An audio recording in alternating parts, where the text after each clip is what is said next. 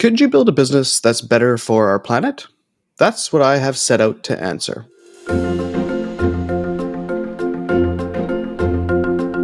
Hi, I'm Marco Pimentel, marketing expert and entrepreneur, and host of the podcast Someone Like You.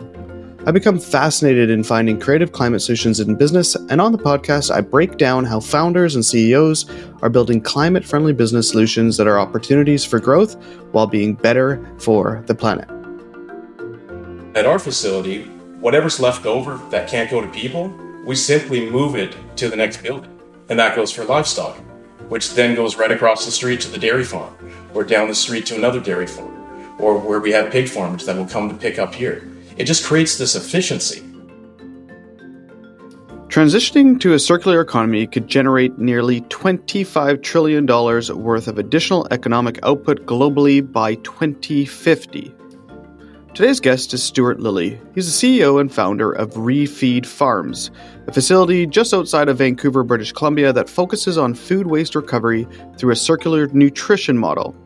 Stuart was raised in Wales around international cuisine, and his love of food carried on as he worked in the hospitality industry growing up and later as a food waste management consultant.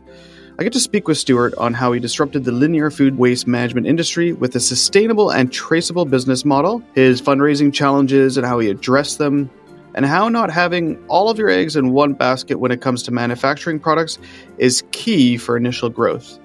With a desire to scale localized manufacturing in Ontario and the United States, ReFeed Farms is demonstrating that repairing the food system by using 100% of the nutrition found in unused food and returning it to feed people, livestock, and the soil is attainable.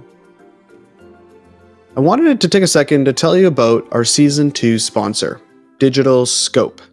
Did you know your website has a carbon footprint? Well, digital technology has a larger carbon footprint than the entire aviation industry, and it's only getting bigger.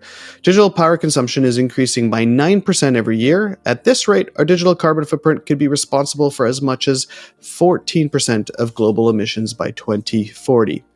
If you're a digital-first company, or really any company with a website, and want to understand the impact your website is having on the environment, Digital Scope can translate visitor data into carbon measurement, all with a simple one line of code added to your website. Check out digitalscope.com/someonelikeyu. The first 100 people to sign up get free access for an entire year. Stuart, welcome to the show. Marco, thank you for having me. So, ReFeed Farms, we're going to dive into how you've had this idea and built something really kind of impactful, especially when it comes to food waste, but not just food waste in terms of, reselling or repackaging some food, but the entire kind of system and this kind of circular model that you've really built, which is quite unique. But before we kind of get into the nitty-gritty details of the business side, how did you get into thinking about refeed and food waste? And were you thinking, sustainability, food waste, climate change? Like where did that begin in your kind of life or career? Well, that's a great question. So I just recently had my mom out here from Wales, and she was a big influence on me growing up. Single mother, not a lot of money, but really had this introduction to international cuisine. She was just a gourmet cook that would always have food on the table for us to learn about cultures, for us to learn about, just different people around the world. And we would always have different people at the house as well that from all walks of life. And so I was raised with this passion for food and how it can bring people together. And that was pretty inspiring for me.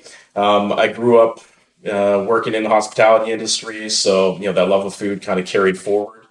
But it also stems from my love of nature and just the biodiversity that's out there, and wanting my kids to experience the love of nature that I had growing up and was introduced to as well. So, along the journey, I started a waste consulting brokerage company, saw an opportunity to be a part of the evolution of the waste industry. Didn't understand the linear focus of waste. Rather than actually look at those opportunities to find resource, and just migrated towards the food side along the journey as well, and found my niche after working with a company called ReFeed. They were a black soldier fly technology company. My role was to go into the food industry and deep dive who had the food waste pre-consumer, which means that there's a full traceability to it, which also means that it can actually go back into the food chain. How are we going to get that food, quote unquote, food waste to feed black soldier flies at the time versus going into the landfill, and what the composition of it was, how much was being produced by each producer, and then the development and collection programs and diversion programs. So, all of that really opened my eyes to how big of a problem we were truly dealing with, and what solutions were actually available out there to solve these problems, which were very minimal. The waste industry controls the stream. It's a get rid of it at the cheapest price possible. It has nothing to do with impact and aligning with society. And that bothered me every day. And so even with the black soldier flies now receiving this feedstock, I wanted to do more. It bothered me that so much of this that I was now bringing in away from landfill, which was great, but now it was going to be feeding an insect. So much of it should have been recovered for people. And that infrastructure didn't exist because of how the linear model works. It's now going to feed an insect to create sustainable protein. We've skipped the whole let's feed people first part of it. And so, it was something that always stuck with me as, this evolved into me starting ReFeed, that I wanted to bring together a complete circular system at one facility where you're aligning what you're doing with society first, and then, also creating the products that you need to monetize in order to be a sustainable business. And I've had that opportunity to do it here at our Langley facility, ironically where Anterra used to be, and bring the entire circular system together at our pilot facility. Well, food waste is obviously such a massive issue, and when it comes to waste and its emissions from that waste and everything, that the whole process of feeding people, we waste obviously just an incredible amount. And you being in the waste industry, being able to see, and we're obviously very lucky being in Canada and North America, and obviously lots of places where we have sophisticated waste systems, and we some places have compost, however that is, but it is such a big problem. And what were people, before, what you were doing at ReFeed, you said most of the stuff was from a waste side was getting offset into this black soldier opportunity to feed insects. But really what just typically happens in the process, and where is the kind of the problem that you were trying to disrupt exactly? Well, it really is having the systems in place and the transparency in place and communicating the solutions with the producers and having them buy in to a better way. My other company that I started, we managed waste programs on behalf of producers. So it gave me perspective from the actual producer of what the problems were with the waste industry and how it relates to their clients. And so by managing waste programs, we're now working on behalf of the producer to make sure that their waste streams are used to their highest value. And so that was kind of the aha moment for me, was, okay, well, we could do this for the entire food industry and just basically be the facilitator of this system on their behalf. There are costs. We incur costs. So this is not a charity. This is a for-profit business. But we could do it in a way where we know that these byproducts are being used. They're being used to a higher value. There's traceability to it. It supports their sustainability goals. It supports the region's goals of reducing carbon emissions. And we're able to just bring together all the stakeholders to really create a better system. So, yeah. So you have this background and you're seeing this waste happen in front of you, which kind of gives you a bit of a lens into what's happening. And obviously, people thinking like waste and food waste and the circular nature and how much is probably happening per day. That's a hard thing to wrap your mind around starting. Like, how do you start it? How do you get this thing funded? What are those initial steps? And so when you had this idea, where did you go from there to just to get started? Like, how did ReFeed become a business, and what were those first initial steps? Well, it actually got started out of necessity. One of our clients, which is a major grocery chain here in Metro Vancouver, T&T Supermarkets. My other company was managing their waste program, and they had the vendor that we had in place go out of business. And it forced me to make a decision as to starting ReFeed and really bringing to fruition this concept that I've been playing around with for years of separating out produce and bakery from the waste stream from these food industry partners from meats and seafood, so that 100% of that product can go right back into the food chain through either feeding people or livestock, or to create soil microbiology. And so it literally came to fruition within 24 hours. And the facility that Terra, the one that we're currently at now, I knew that they were actually leaving in 3 months. So it meant that I could actually develop this collection program of this produce with our industry partners, bring it to a facility that would use the material for 3 months while I figured out the rest of the company. And that's probably not the typical way of starting a business, but I was confident in so many pieces of it already because I lived it. That we could develop the collection programs, that we could develop it as recovery for people, recovery for livestock feed. The development of the final pieces, which is the bioconversion processes using worms or bespoke composting processes or manure technologies that we're developing. Those were all pieces that I was confident enough that I could figure out and find the right people to work with me on. The challenge, once you get going, is how are you going to fund this? And so we came up with a strategy to go to market and raise capital, and then COVID hit. So we we took over the facility March 1st, 2020. And right? And so within, days, I'm driving a rented truck over the Portman Bridge with no traffic on it. And it was the most surreal thing to experience. Starting a company, the world shuts down, and you can't stop. So raising capital became challenging. I basically bootstrapped the company for the first 2 years, and luckily I had my other company to be able to fund it. And since then, the model and the growth has been able to fund itself, or has it been also a combination between the business and getting those kind of venture companies to come on board? Yeah, it's this push and pull. I've always been a firm believer in focused on where you're going and continuing to move forward, not staying stagnant.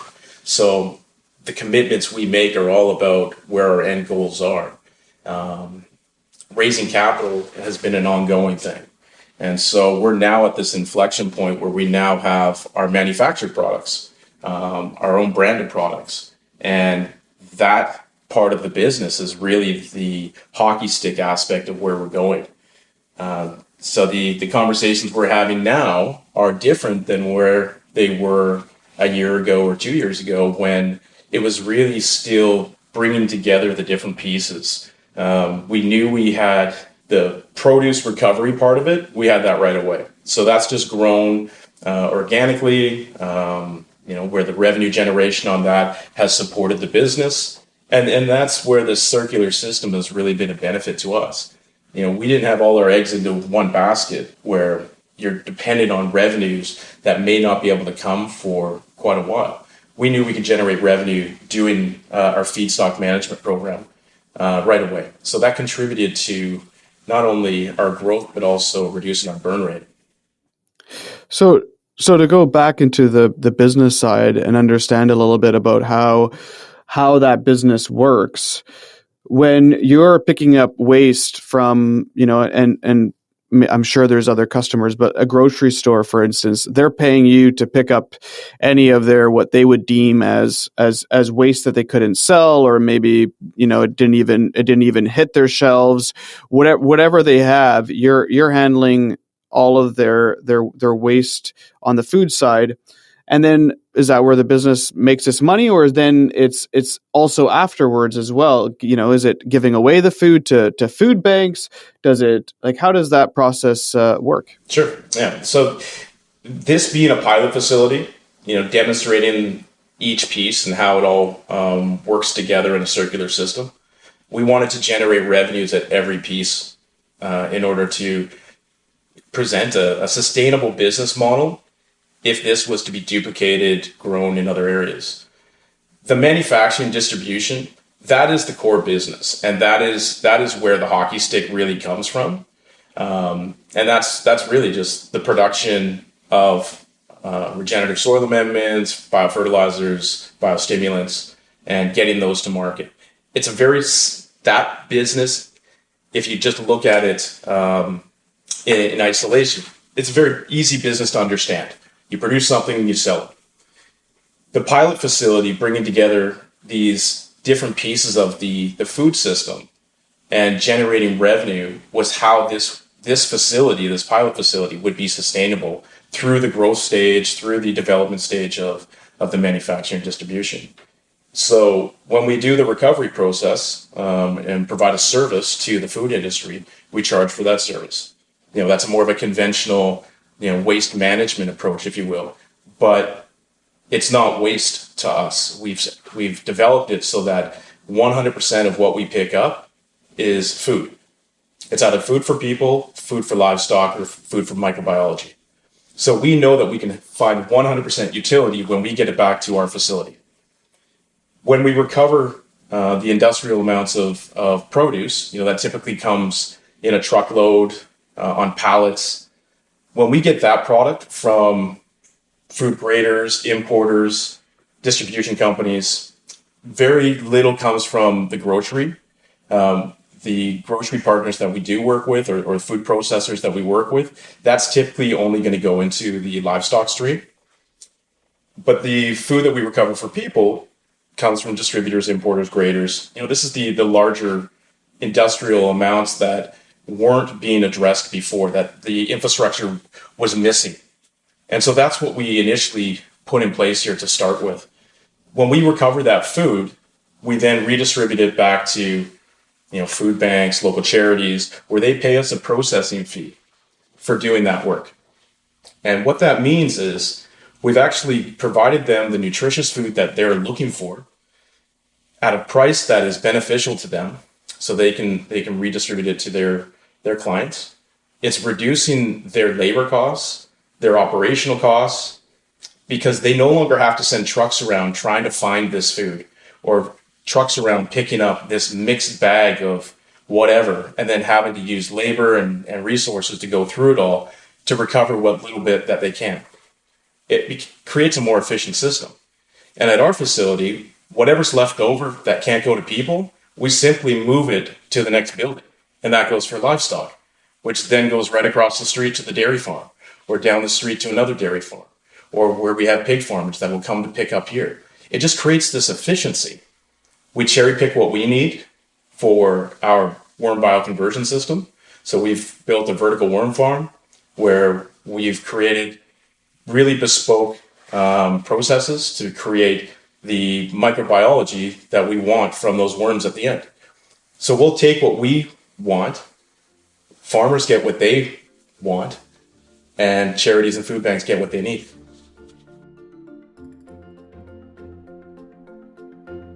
Every week on Someone Like You, we dive into stimulating conversations with founders, entrepreneurs, business owners, and the likes who are consciously and successfully creating sustainable business solutions for the long haul.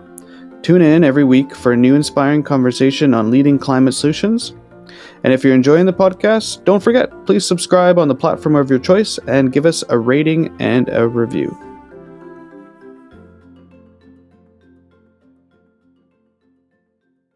Really, it ends up being a very the one piece of food or that box of bananas. In a traditional sense, it would have gone potentially to a food bank. Like, what do I do with half of these? They're actually, half of them are moldy. Yeah. You're able to deal with it the entire process, and also still be able to give it to the people that need, because there is still great food that's there, and deal with it. Yeah. When it comes down to the product side of things, which you've just started to build, that becomes it sounds like a lot of the things that you're doing right now these are business partnerships. These are phone calls, meetings, getting these in place. But when it comes to the individual product side, that seems like a fully different business, where you have marketing now and a brand that you need to build. Sure. and sales channels and distribution. And so how have you gone down that path, and what initial success have you seen from starting to do that? Yeah, and that part of it was new to me, that part of the industry. So I actually reached out to someone that's an expert in that, and brought them on board.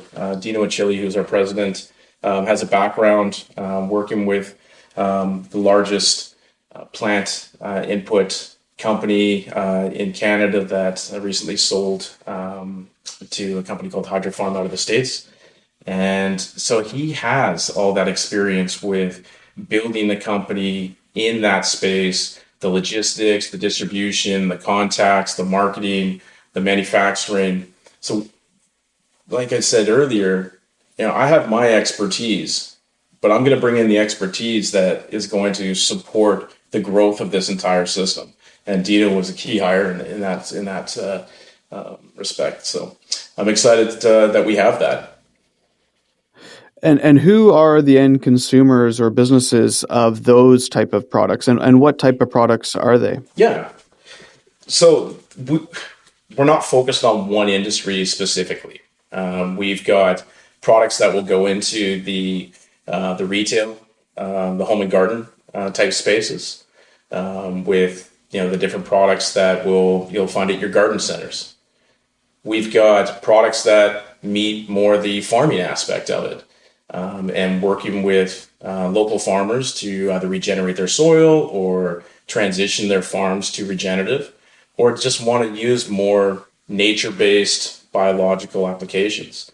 And then there's the municipal applications, where municipalities are being expected to transition to more nature-based solutions and eliminate their impact on the environment, and that includes the applications that they would be using in parks and within communities. We can't be continuing to use all of these poisons and expect to get the results that we need in our environment. So, we've got these products that they really fit into multiple different segments, but they're all aligned, within that same purchasing of products that they need. So, we're excited there. And just on the other side, the work that we're doing on the circular systems, and this really leads more back to the marketing. Well, all this work that we're doing is creating contacts not only in the food industry, in the community. They become champions and ambassadors for what we're doing. And that work, that authentic work that we do in the community, that impact, that true impact work, is marketing for us. But it's done in a way that we actually do real impactful work, for those that are in our community. And in turn, they will amplify the work that we do as well when it comes to our products. So, this is all connected. And when you look at it through circular lens, you really see how together we can truly really make a difference. And, we're just, again, trying to be that facilitator of that change. And our products now become the opportunity for, those that are either in the community or in farming, municipalities, to be able to purchase products that they know have these co-benefits of all the other work that we're doing. And they can be a part of being a contributor just by simply supporting us through their buying power. And when you brought up the idea of impact, how do you as ReFeed and obviously what you're doing are able to measure that impact? Because you're clearly diverting a lot, and then also on the other side, you're helping farms regenerative their soils and bring food into the food banks. How do you measure all of that impact? Yeah, so everything that we have that goes through our facility is tracked. So whether it's weight, whether it's logistically tracked in our system, we have full transparency and traceability on everything. What we're developing is an LCA model, so life cycle assessment model of the entire system, in order to quantify that impact with the intention of coming to market with community impact credits, that go beyond carbon. We know we have a carbon impact that can be measured, that can be quantified, can be monetized, but it's the entire system that is truly compelling that we're working on actually capturing that value and that impact so that we can make those credits available for corporations or community members to support the system that way and be a champion for tangible, real impact.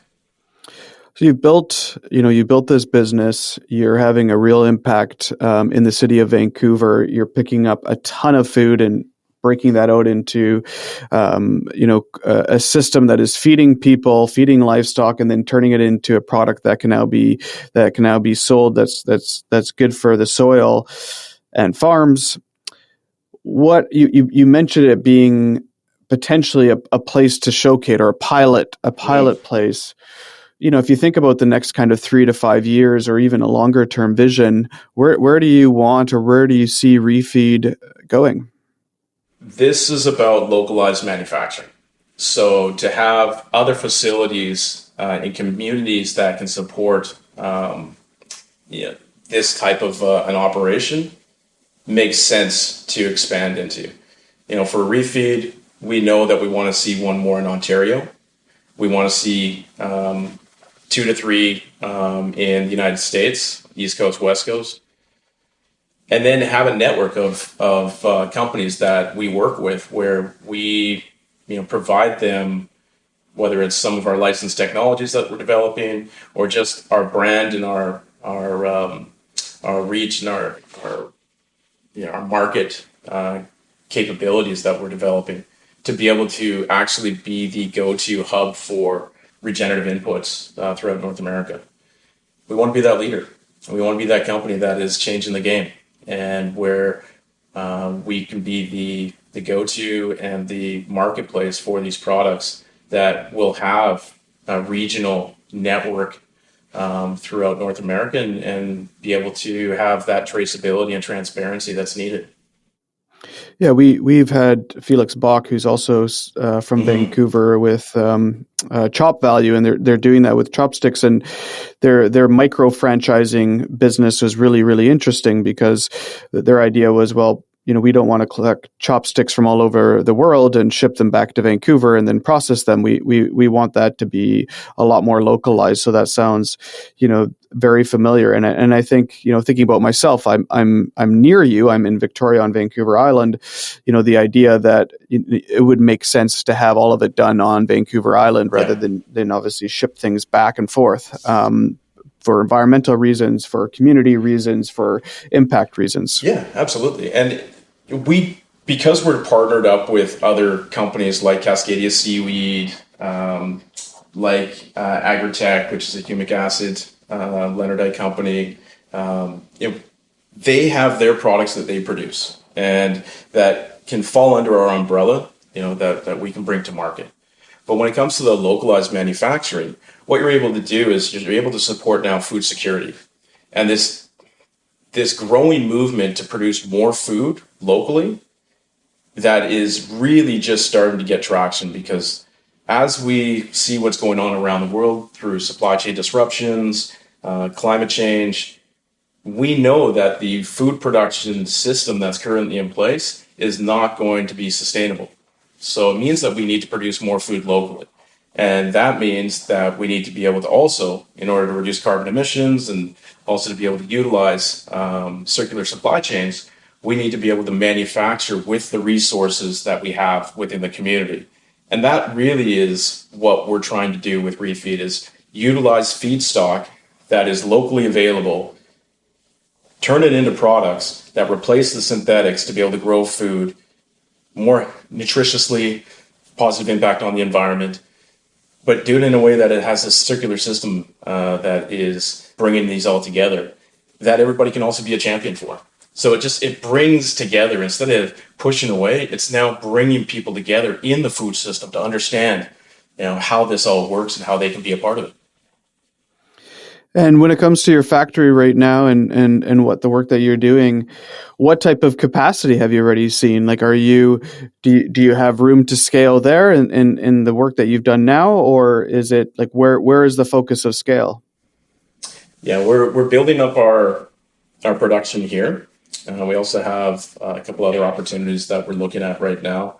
One is for an acquisition. Another is for a standalone manufacturing facility. And so it's really, it's evolving quickly. And, one of, I think, my strengths is that adaptation and iterating as we grow, understanding, the importance of continued growth, but also, the importance of growing the company, not just through this ideological approach that I have, but as a sustainable company that is focused on our investors as well. And so, really, it's about production right now, and how do we get that production up to meet the demand, and the demand is growing. There's been a weird couple of years here with the economy, with COVID, that we're seeing the signs of this now focus on more regenerative organic products really starting to get traction again. And there was momentum previously, but we're now starting to see that grow again. And this is the direction that agriculture communities are going. So we're excited about where this is going, and how we can actually make sure that we have the infrastructure to be able to actually meet the demand. A bit of the podcast branding plays a little bit off of this children's book, The Lorax, which is a pretty popular book around this kind of tale of an individual that gets rid of all of this forest and it's just basically overusing our resources, and just really kind of treating the earth like it's ours to take from. But at the end, there's this kind of hope that individuals are doing the hard work, and that individuals can make a change, and obviously what you're doing at ReFeed is an example of that. But there are a lot of people right now thinking, entrepreneurs, investors, employees, thinking like, how do I get into climate? How do I spend my time into sustainability? Because I think when we think about the future, I think everything is going to have to be sustainable. What would you say to those people that are kind of educating themselves right now or thinking about it? Like, what kind of advice would you give them? We need you. My kids need you. We need as many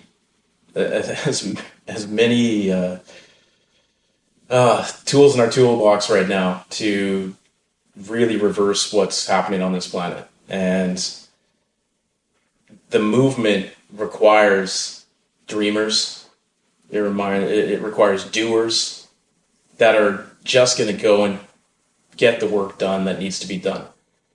We don't need to continue talking about what needs to be done. We actually need to just start doing the things that need to be done. And so it's a journey, though. This isn't a get rich quick scheme, and I know that there are quite a few out there that are trying to hijack this movement that we need, and they just have the earmarks of Ponzi schemes, and that's not what we need right now. We need real solutions that are getting real traction, and that will only continue to be in demand as we grow here. And that's what I hope investors start seeing, is that if we continue chasing the unicorns, we're not going to achieve our goals. There's a ton of companies out there, ours included, that are just going to be great companies, and that they're going to continue to develop revenue streams, and they're going to continue to evolve. And while they do that, they're going to create great impact. That's what we need. We need investment in those foundational companies that are going to be here 20 years from now, because they created that foundation to build off of. It's not sexy, but it's needed. And those are the types of companies that will get the traction and create the momentum and inspire others to do the same. Stuart, thank you so much for joining us. Where can listeners find out more about ReFeed Farms? Well, they can go onto our website, refeedcanada.com. You can check us out on Instagram, on LinkedIn. Follow us, like us. You can buy our products. So you can also go on our website, find out where you can get their products. And we'll be updating that on a regular basis here as new retailers come on board, as well as some online availability. Stuart, thanks for all the work that you do. Like you said, it's an unsexy job, but you're doing it and you're having an incredible impact. And we do need companies and people like you that are doing the hard work. It's getting your hands dirty. You can't really say anything else but that. So thanks again for joining us. Marco, thank you very much for having me on. This podcast is co-produced with The Brand is Female. I hope you've enjoyed today's episode of Someone Like You. And if you did, please share this. We're a new podcast, and I would love it if you could share it with a family member, friend, colleague, work colleague. Share it on Slack, whoever you do. Just share and spread the message of these incredible brands. Please also support these type of companies. They're doing the hard thing, and the hard thing often takes a lot of people to get on board. And don't forget, please subscribe on the platform of your choice and give us a rating and review. I'm Marco Pimentel. Thank you for joining us today. For more information on Someone Like You, you can find us on Instagram at Someone Like You Podcast, with all the links to the podcast, our website, and more information about the brands that we feature. Thank you again.